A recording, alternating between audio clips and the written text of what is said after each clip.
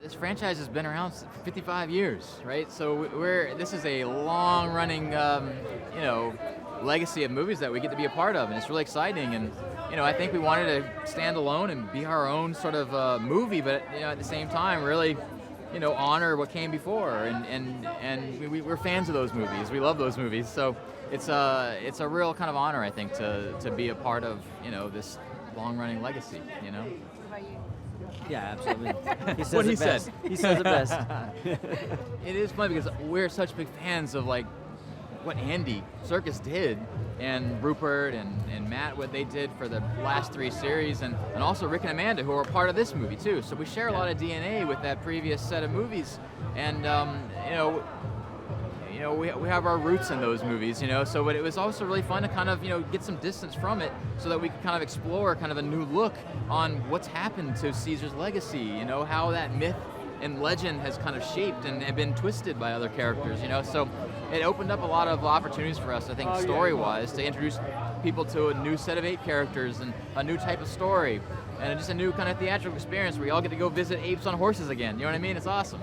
I think people are going to fall in love with Noah.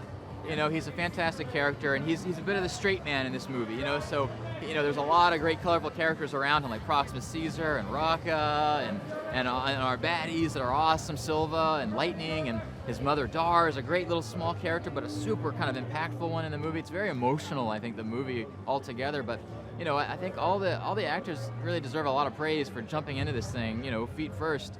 This is their first time doing this. It's our first time doing this kind of a movie, and it's a unique kind of experience for them and for us making it, and we put a lot of love into it, so hopefully fans love it. Them having to perform like apes, sometimes in a virtual environment, it's not an easy thing to do. You have to learn how to move like an ape.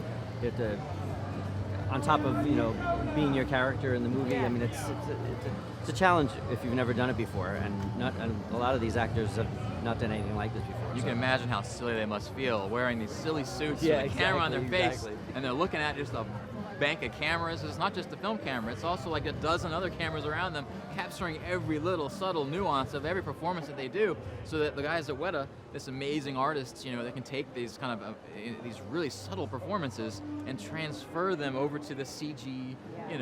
It's like unbelievable in a way. What happens. It's haunting.